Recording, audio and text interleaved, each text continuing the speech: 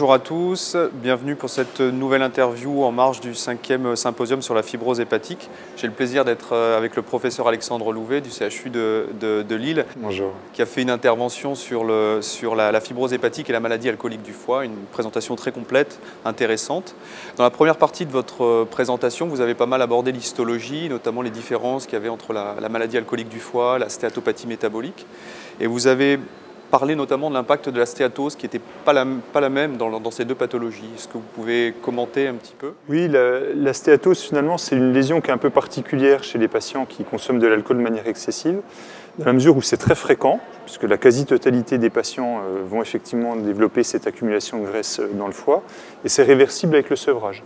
Et pendant longtemps, on a considéré que c'était quelque chose d'assez bénin et que ça n'exposait pas à un risque hépatique particulier. Et il s'avère qu'un certain nombre d'études ont démontré l'inverse et qu'en fait les patients qui ont une stéatose, notamment quand elle s'associe avec d'autres lésions histologiques, notamment la présence de mégamitochondries et la présence d'une stéatose microvésiculaire, donc avec de toutes petites vésicules dans les hépatocytes, eh bien c'est associé à une progression de la fibrose plus importante chez les patients qui continuent leur consommation d'alcool. Donc c'est quand même un signe d'alarme et c'est un signe qui doit probablement faire dire aux patients, attention, vous avez des lésions déjà au niveau du foie causées par l'alcool qui sont susceptibles de progresser vers la cirrhose. D'accord. Des patients à risque élevé. À risque plus élevé en tout cas qu'une stéatose simple qu'on pourrait trouver dans une autre maladie comme les conséquences hépatiques de l'obésité. D'accord. Alors c'est vrai que bon, la biopsie hépatique, on ne l'a pas toujours en pratique chez ces patients-là. On biopsie volontiers les hépatites alcooliques aiguës, mais bon, on privilégie plutôt les méthodes non invasives de fibrose. On utilise souvent les méthodes non invasives, mais elles sont parfois difficiles d'interprétation chez les malades non sevrés. Je pense notamment au fibroscan. Quelle est votre utilisation en pratique de ces méthodes non invasives? Comment vous les utilisez? Comment vous les interprétez chez des malades alcooliques non sevrés notamment? C'est une situation qui est difficile parce qu'on a moins d'études dans la maladie alcoolique du foie que dans l'hépatite C, où là c'est vrai que les seuils sont vraiment bien précis et on arrive à faire une bonne classification de la fibrose chez ces patients infectés. Alors chez les patients qui consomment de l'alcool de manière excessive, il y a en gros deux problèmes. La première question qui pose problème, c'est le patient a-t-il ou non une cirrhose? Et ça, c'est vrai que l'examen de la biopsie pour tous les patients, c'est pas réaliste, c'est pas faisable chez tous les malades consommateurs excessifs. En revanche, les alternatives comme le fibroscan, effectivement, c'est très intéressant, mais il faut être prudent vis-à-vis des seuils. Parce qu'effectivement, cette validité finalement du fibroscan chez les patients qui ont une consommation excessive d'alcool, elle est là, mais ça repose sur des études qui sont un peu discordantes sur le seuil à retenir. Alors, on va dire, pour simplifier les choses, qu'à partir de 15, la probabilité d'avoir une cirrhose est tout de même assez élevée, et cette probabilité d'être atteint d'une cirrhose en cas de consommation excessive d'alcool, elle devient vraiment extrêmement élevée à partir de 20 kPa. Donc des seuils tout de même un petit peu plus élevés que dans les autres pathologies. Donc probablement que ce fibroscan est vraiment un très bon examen de dépistage. Alors, je pense notamment aux patients qui sont hospitalisés dans une unité d'addictologie pour un sevrage en alcool ou qui sont hospitalisés dans n'importe quelle unité et dont on sait qu'ils ont une consommation excessive d'alcool et que c'est associé à des perturbations biologiques. Alors, il y a le deuxième point, donc le deuxième problème, si on peut dire, vis-à-vis des marqueurs non invasifs, c'est l'interprétation vis-à-vis des facteurs confondants que sont la présence d'une cytolyse. C'est vrai qu'un patient qui a une inflammation hépatique importante, qui a une cytolyse importante, eh bien on peut le classer à tort comme une fibrose plus élevée. Et les chiffres de fibroscan s'améliorent avec le sevrage. Et puis l'autre point, c'est la présence éventuelle de l'hépatite alcoolique. Mais là, on est dans un contexte qui est différent. Donc le fibroscan, effectivement, très bon outil de dépistage.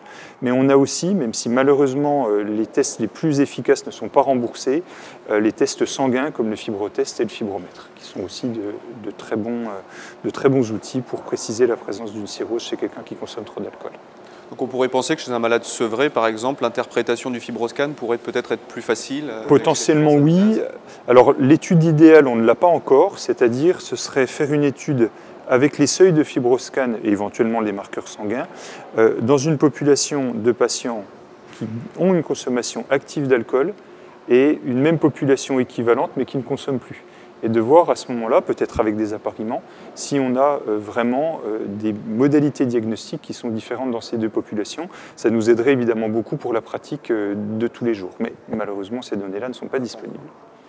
Et pour finir, vous nous avez pas mal parlé aussi des cofacteurs de maladies chroniques du foie, parce qu'évidemment, ce ne sont pas des malades qui ne font que consommer de l'alcool. Il y a aussi souvent d'autres cofacteurs associés, le surpoids, le diabète, le tabac. Comment vous prenez en compte ces cofacteurs pour suivre vos patients? Quel impact cela a sur votre surveillance? Alors, c'est essentiellement des règles hygiéno-diététiques, en fait, qu'on explique aux patients être bénéfiques pour le pronostic à long terme. Ce qui est bien démontré, c'est le fait que l'obésité, le syndrome métabolique, l'insulinorésistance favorisent les lésions au niveau du foie causées par la consommation d'alcool. En clair, ce que ça signifie, c'est qu'un patient qui est obèse est plus à risque de développer une cirrhose à consommation d'alcool égale que quelqu'un qui ne l'est pas. Et quelqu'un qui est obèse a également une probabilité, des risques d'avoir une hépatite alcoolique à consommation d'alcool égale qui est plus élevée que quelqu'un qui a un poids normal. Donc il est important de recommander une perte de poids et un contrôle des éléments du syndrome métabolique. L'autre point, c'est la consommation de tabac, parce que beaucoup de patients qui consomment de manière excessive de l'alcool sont fumeurs. Et le fait de fumer, on commence maintenant à avoir des données, même si c'est quelque chose qui a été un petit peu négligé pendant longtemps, qui montrent que le fait de consommer plus d'un paquet de cigarettes par jour favorise aussi la progression des lésions de fibrose. C'est d'autant plus important d'être agressif dans le bon sens du terme vis-à-vis de la consommation de tabac, que le tabac est également un facteur de risque de carcinome hépatocellulaire. Donc ça a effectivement, on va dire, un double intérêt de recommander à ces patients d'arrêter la consommation de tabac. Les autres cofacteurs de progression sont des facteurs sur lesquels on ne peut pas tellement agir. Je pense à l'âge, je pense au sexe et je pense à la génétique. Donc ça, c'est vrai que ce sont des choses qui sont à prendre en compte à un niveau épidémiologique, mais à l'échelon du patient, c'est très compliqué de pouvoir agir sur ces paramètres-là. D'accord.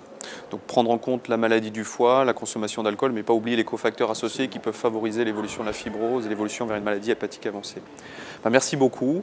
Merci à vous pour votre attention et à bientôt.